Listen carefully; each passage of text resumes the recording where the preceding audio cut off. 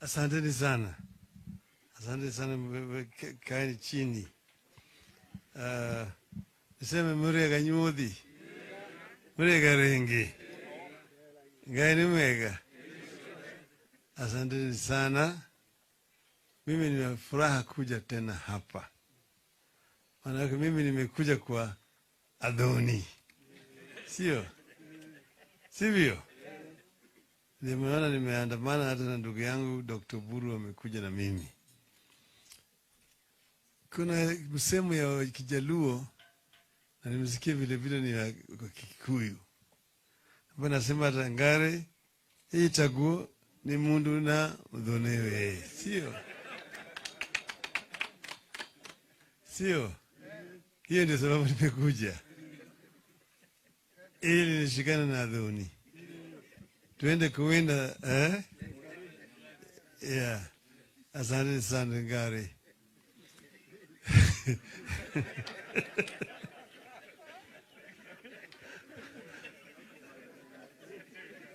Muko tayari? Muko tayari? About many things, which I'm sure a number of you have had opportunity to also listen to.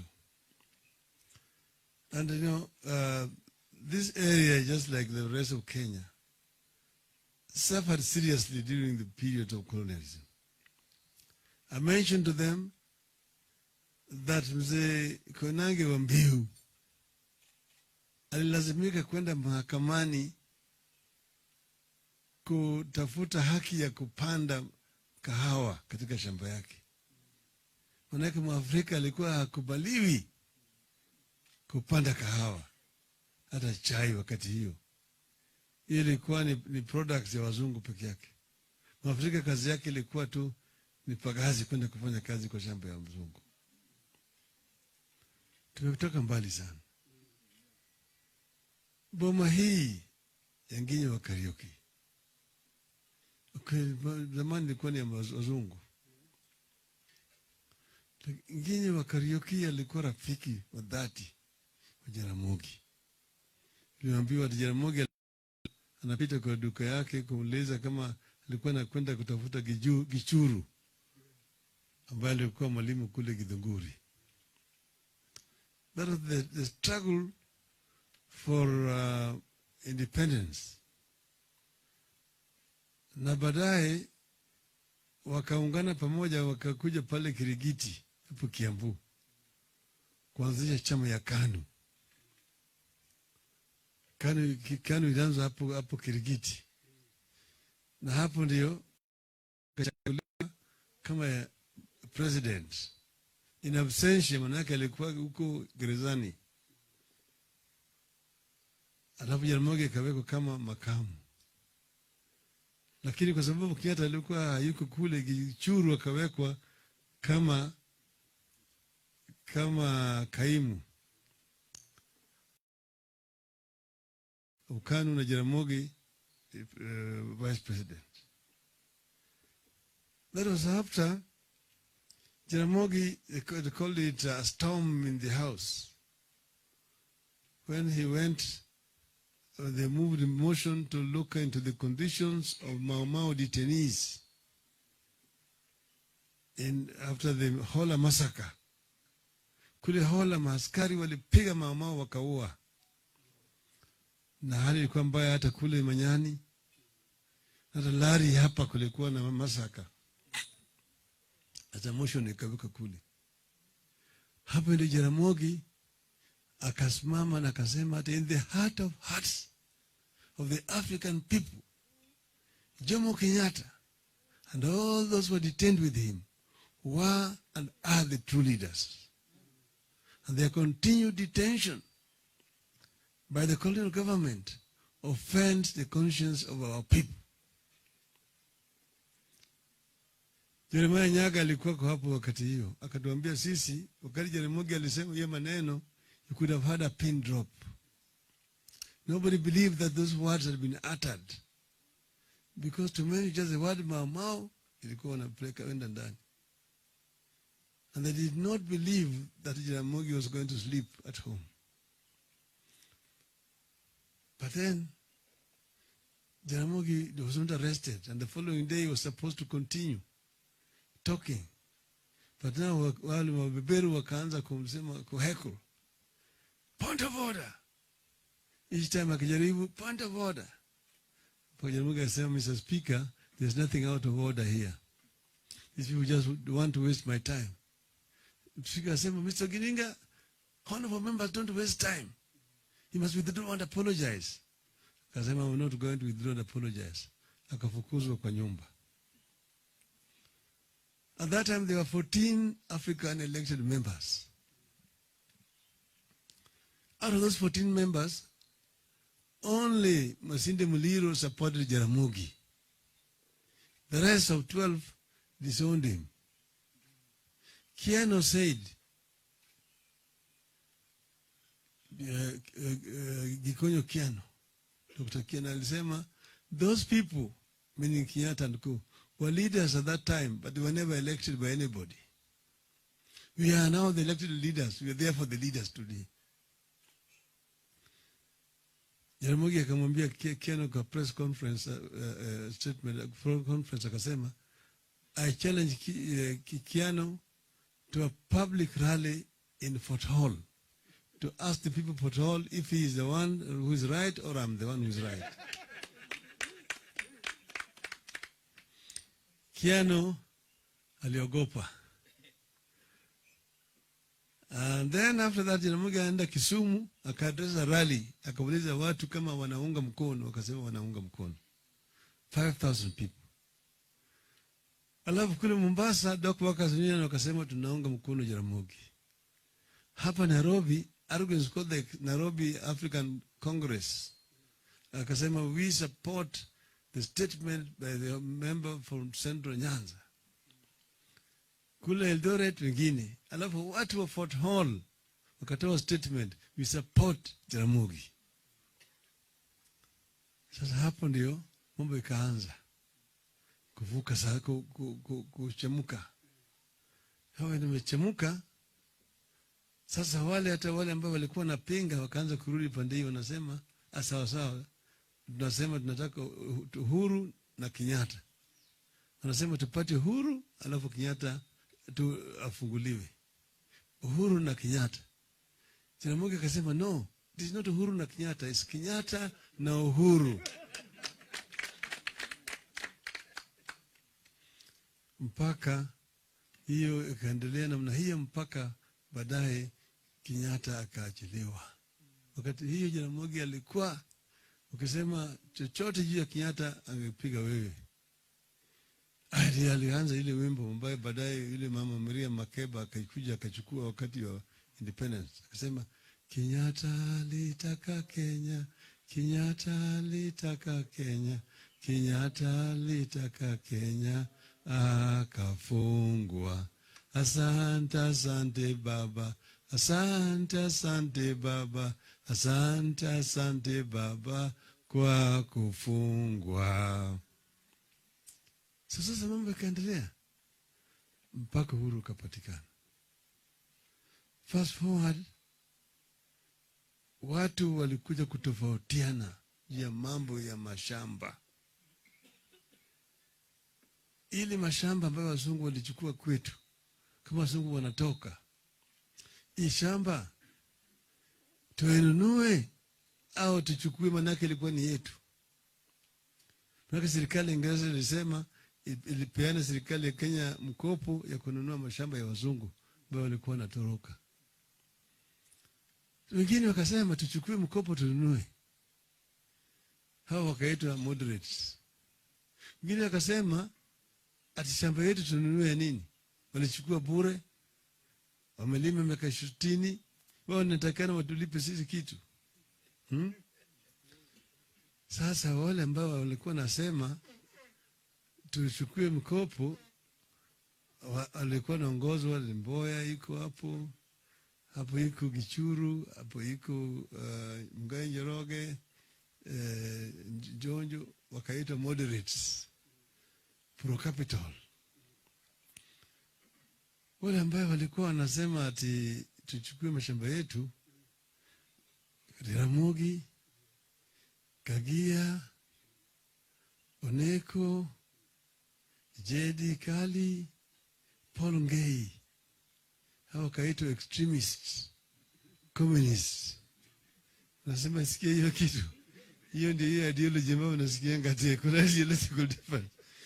Hiyo ndio iligawanya nationalist movement baada ya uhuru.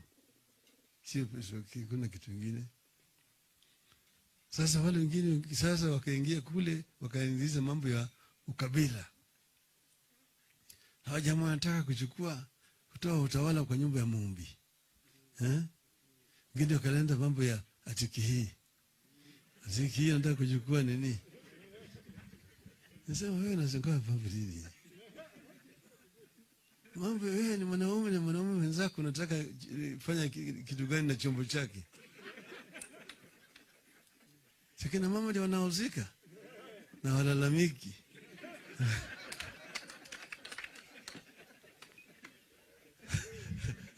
Una shida gani wewe?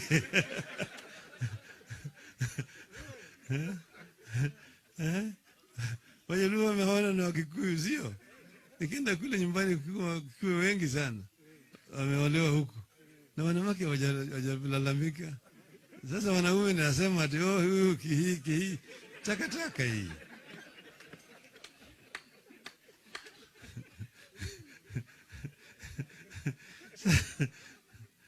Sasa serikali ya kwanza hii ambayo ilianzishwa ilileta uhuru, walijaribu sana kuingiza Waafrika kwa uchumi. Manake Waafrika walikuwa wamebaguliwa wakati wa ukoloni. Tulikuwa na hii apartheid, Kalaba katika nchi yetu hapa. Mzungu hapa, Muhindi, Mwarabu, hapo Mwafrika kwa mtu wa chini. Kulikuwa hotels hapa Nairobi, ukienda kama Norfolk, New Stanley, New Avenue, Nairobi Club. Ukienda namna hii, kuna sign imeandikwa nje ati Africans and dogs are not allowed. Ilikuwa namna hiyo. But then now the government tried to bring the Africans into the economy. Wakaanza na Africanization policy kuingiza Waafrika ndani. Wakasema kuna biashara nyingine ambaye kama wewe sio nationalist, a national, you cannot get engaged in. Hii biashara ya rejareja, retail businesses. Na wakaanzisha ICDC, Industrial Commercial Development Corporation. Wakaanzisha KNTC ya kupatia Waafrika mkopo kuingia kwa biashara. Hii iliwezesha Waafrika wengi wakapeana quit notices kwa wale ambao walikuwa wanafanya biashara ya rejareja na sio nationalist, sio nationals of Kenya. Sasa Wahindi wengi ambao walikuwa hawataki kuwa wa Kenya wakalazimishwa kuuza biashara yao. Mwafrika sasa kaingia kwa hii Nairobi kutoka Tom Mboya Street kwenda kule chini. Zamani yote ilikuwa Wahindi. Afrika wakaingia huko. Kiambu, Thika, Nyeri, Nakuru, Eldoret, Mombasa, kila mahali Waafrika wakaanza kuingia. Sasa ndio unaona watu wakamuka. Wanapata kinajenga Karume, waliruka pale. Kina Kirema, utaona hapo. Akina Michuki, akina Ndegwas,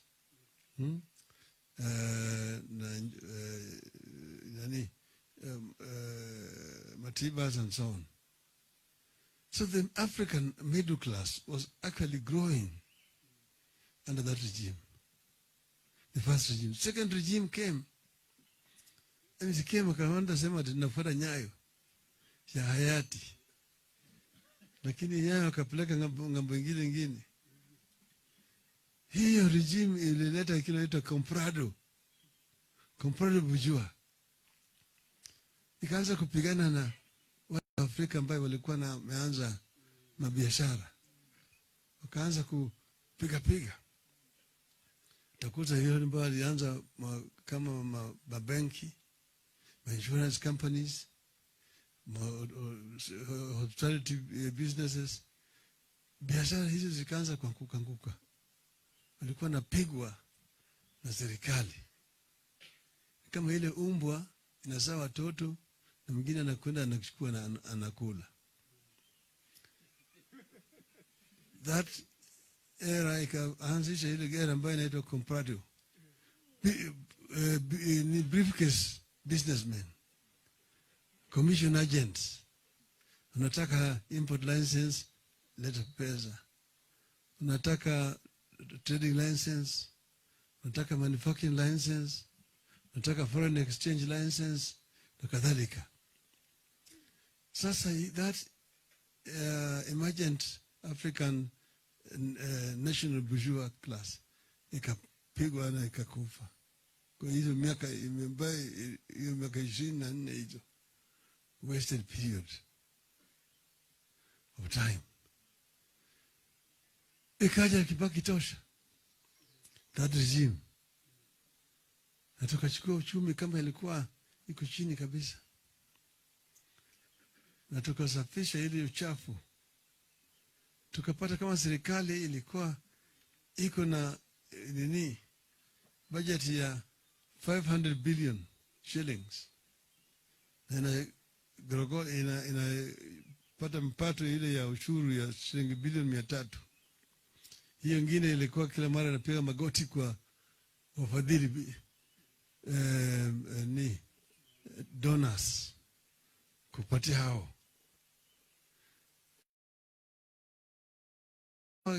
Ikatoka kwa bilioni 500 ikafika bilioni 750. Yani kutoka 300 mpaka 750. Ikaenda 900. Mwaka ya 3 tukafika trillion. Tulienda kuziba ile mianya pale ambapo walikuwa ilikuwa inavuja. Panya ilikuwa na rogota. Uchumi ikainuka kwa kiwango ambayo sasa 95% of our development budget was domestically funded. Tulikuwa tunapata mikopo tu ya 5% peke yake wakati huo, hiyo first Kibaki. Ndio tukaanza kudili na mambo ya miundo msingi, the infrastructure development. Mimi nikiwa waziri wa barabara na ujenzi, nikapeleka paper kwa cabinet, nikasema for us to make a difference that wananchi will feel, I need to be given more resources.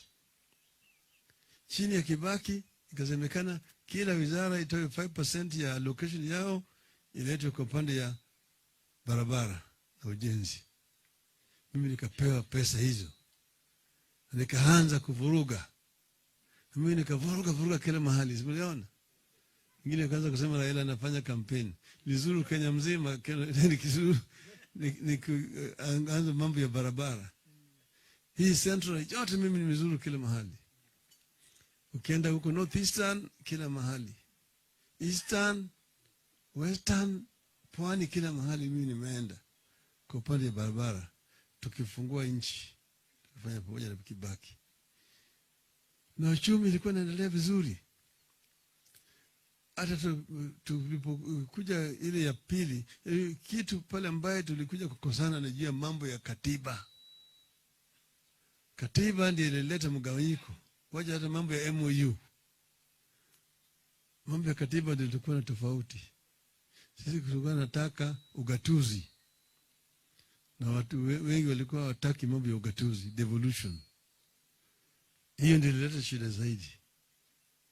Ndio sasa ikaleta mambo ya chungwa na ndizi. Na tukasema ni Orange Revolution na Banana Republic. Alafu tulipungusha ndizi, tukatolewa kwa serikali, sio? Sababu ni maneno ilikuwa. Lakini baadaye tulikuja tena tukafanya kazi pamoja. Sasa tukiwa na Kibaki rais na mimi waziri mkuu na kadhalika, na hiyo muundo ya rais, makamu na waziri mkuu ndio ilikuwa katika Bomas katiba. That is what is in Bomas constitution. So tukamaliza. Sasa kukaja hii ya pili. Hii ya pili wamekuwa na shida yao. Mimi najua shida yao, manake tumeongea na Uhuru, lakini sitaki kusema hapa, hiyo ni siri. Lakini Uhuru amejaribu zaidi. Sasa yeye mwenyewe amesema ati kuna pale ambaye inavuja, kuna pesa mingi ambayo zinapotea hapa na pale. Mimi najua pale kuna hizo mianya ambayo kienda vile tunaziba, mambo yanaendelea vizuri. Yale tunataka kufanya ni kuinua Kenya. We want to lift Kenya from a status of third world economy to a middle income economy by the year 2030. That's what we designed with Kibaki. We came up with a vision 2030. It's aimed at lifting the economy, and it can be done. But you start from the lower level there. Tunasema uchumi mashinani. You start from down there. Put more resources down there. Create proper structures for monitoring what's happening. And then give more opportunity to the people down there. The youth, the women down there. This is what countries like China have done. This is what we are talking about. And that's why in the BBI, we are talking about minimum 35% of resources being devolved from the national to the regions, to the counties. That is what is called uchumi mashinani. Then give the younger people skills, impart skills, train them properly so that they can be able to be wealth creators.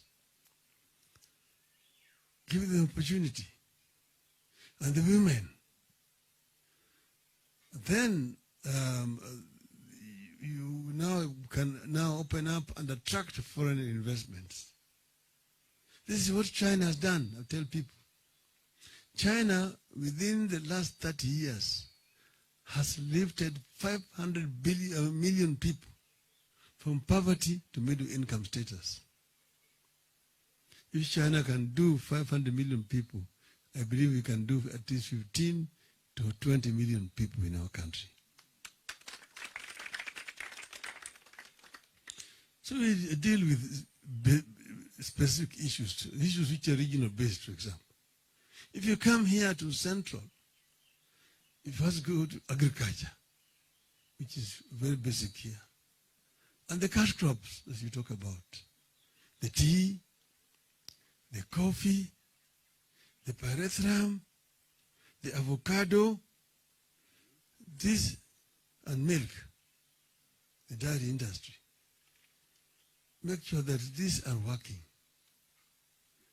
These are working properly, that farmers get value for money. Value for their efforts. So these products deal with monopolies in order to create incentives for people to be able to get involved with these activities. Then you have got traders. Because you see, Nairobi here is within the proximity of the rest of Central. A lot of activities happening up here come from Nairobi. You've got people who are involved in imports and exports and so on. But then you've got too much regulation in the government, too many legislation, too many middlemen in between here, which actually are impoverishing so many of these people. Allow them to trade freely. And if you have charging taxes, charge taxes which are not punitive. Ensure that the taxes are paid, spread the net, but don't make it punitive to people. Then you create incentive for people to be involved in business. Lakini kama wewe unaweka kule juu kabisa, naenda kwa watu wadogo ndio unakwenda kwa nyanyasa, na ile samaki kubwa umewacha peke yake, hiyo si sawa. Sivyo? So we will change the way that business is done in this country. So we will start by promoting and protecting local investment. Okay? Because foreign investors do not come into a country to develop a country. They come in the country to put their capital there and to make profit. And once they made that profit, they repatriate it back to their own countries to pay dividends to their shareholders. But a local investor plows back the surplus into the market. And therefore you have got the multiplying effect of capital. See you? This is what we want to do.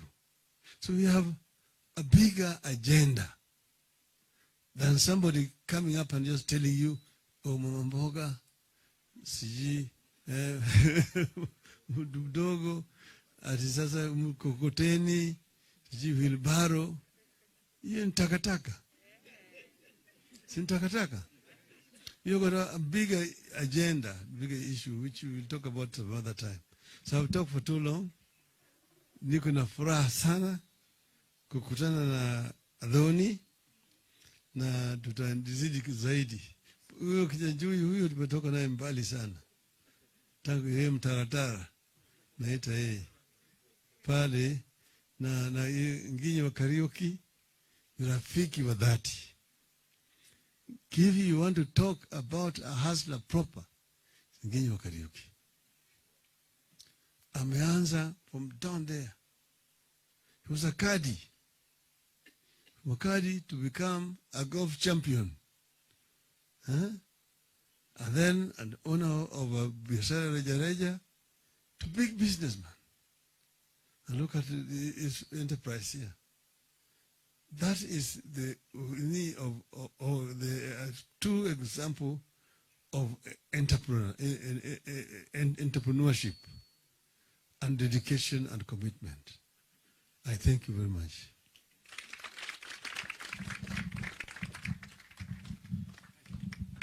Let us appreciate our chief guest again properly.